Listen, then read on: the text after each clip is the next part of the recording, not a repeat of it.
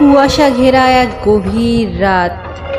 ঘুষুন্ডির জঙ্গলে এক বিশাল অশ্বত্থ গাছের নিচে বসে এক মনে তপস্যা করছে ভৈরব তান্ত্রিক। তার তপস্যায় বাধা দেওয়ার ক্ষমতা কারো নেই, সেরকম দুঃসাহসও কেউ করে না। এক মনে যজ্ঞ করার পর সে যজ্ঞ শেষ করে গেল এক বিশাল বটগাছের নিচে। সেখানে গিয়ে সে বটগাছে কিছু একটা তাবিজ বেঁধে দিল। তারপর তার চোখগুলো যেন জল জল করে উঠল। সে যেন কোনো শয়তানকে আহ্বান করল। এরপর কি হতে চলেছে তা কেউ জানে না।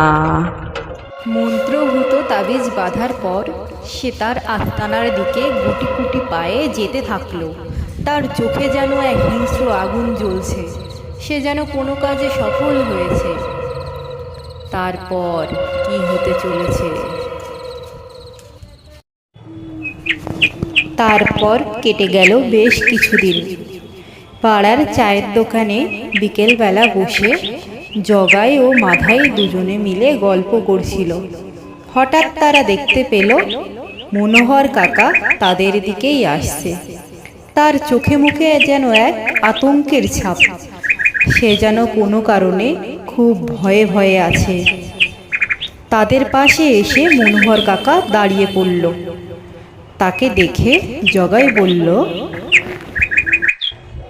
কি গো মনোহর কাকা, কি হয়েছে? তোমাকে এত আতঙ্কিত দেখাচ্ছে। কিছু কি হয়েছে নাকি তোমার?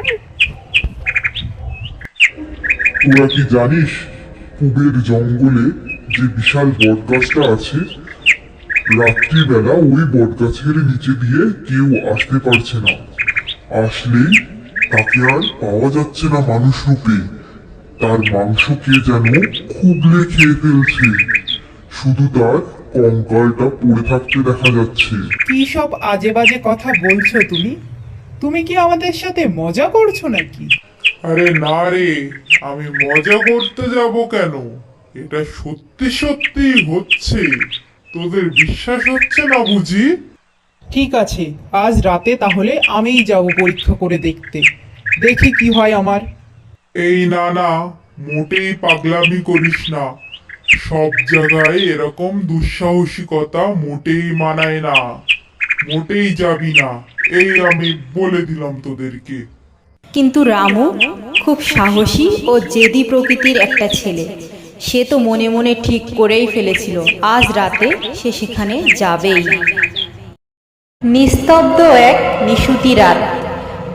রামু গুটি গুটি পায়ে সেই ঘুষুন্ডির জঙ্গলে প্রবেশ করল। সামনেই দেখা যাচ্ছে সেই বিশাল বটগাছ। বটগাছটি যেন বিশাল দৈত্যের মতো একটা আকার ধারণ করেছে। রামু কোনো রকম চিন্তা না করে আস্তে আস্তে সেই বটগাছের নিচে গিয়ে দাঁড়ালো।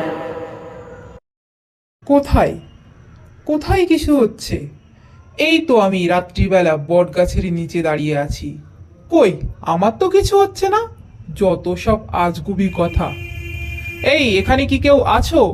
কে আছো? সামনে এসো। আমি কিন্তু ওইসব ভয়টাই পাই না, এই বলে দিলাম।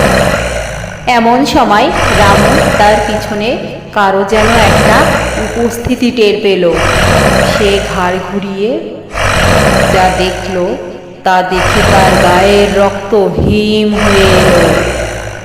তারপর বিশাল একটা চিৎকার, আর সব কিছু শেষ। রামুর দেহটা আর রইল না, শুধু পড়ে রইল একটা কঙ্কাল। তার মাংসগুলো সব ওই নরখাদকটা খুবলে খেয়ে নিয়েছে। পরদিন সকালে গ্রামবাসীরা এসে রামুর কঙ্কালটাকে সেই গাছের নিচে পড়ে থাকতে দেখতে পেল। কাল রামুকে বারবার বারবার করে আমি সাবধান করলাম যে বটগাছ তলায় তুই যাবি না। বেশি দুঃসাহসিকতা দেখাতে গেল। আজ যদি আমার কথা শুনতো তাহলে এই পরিণতি আর হতো না। তারপর রামুর কঙ্কালটাকে নিয়ে গ্রামবাসীরা সবাই মিলে দাহ করে দিল। তারপর যে যার মতো বাড়ি চলে গেল। কিন্তু মনোহর কাকা বাড়ি যেতে পারল না। সে পাড়ার আড্ডাস্থলে গিয়ে বসে পড়ল আর ভাবতে থাকলো কি করে এই ভয়ঙ্কর আতঙ্কের হাত থেকে গ্রামবাসীকে উদ্ধার করতে পারবে, কি করলে গ্রামের উপর থেকে এই কালো ছায়াটা নেমে যাবে। তারপর কেটে গেল বেশ কিছুদিন। মনোহর কাকা এক মহাসিদ্ধ তান্ত্রিককে নিয়ে এক নিশুতি গভীর রাতে উপস্থিত হলো সেই বটগাছ তলায়। চারিদিকে তখন জনমানব শূন্য এক জঙ্গল, চারিদিকে যেন কোনো এক প্রাণের ছায়া নেই, সবকিছু যেন নিস্তব্ধ। সেই বটগাছ তলায় গিয়ে মহাসিদ্ধ সেই তান্ত্রিক এক মনে মন্ত্র উচ্চারণ করতে থাকলো। দীর্ঘ সময় মন্ত্র উচ্চারণ করার পরে নেমে এলো সেই নরখাদক। সে তাদের দিকেই আসছিল, কিন্তু সেই মহাসিদ্ধ তান্ত্রিক মন্ত্র বলে একটি ত্রিশূল তার হাতে নিল। তারপরে ছুটে গেল সেই নরখাদকের দিকে আর এক নিমেষেই তাকে শেষ করে দিল। এভাবেই সেই গ্রামের উপর থেকে কালো ছায়া চলে গেল আর সবাই খুশিতে আমেজে মেতে উঠল। গ্রামের সব লোক ততক্ষণে সেখানে এসে উপস্থিত হলো। এভাবেই মনোহর কাকা আর তান্ত্রিক মিলে সেই নরখাদককে চিরতরে বিনাশ করে দিল। এভাবেই সেই গ্রামের ওপর থেকে কালো ছায়া চিরতরে মুছে গেল আর গ্রামবাসীরা স্বস্তির নিঃশ্বাস ফেলল।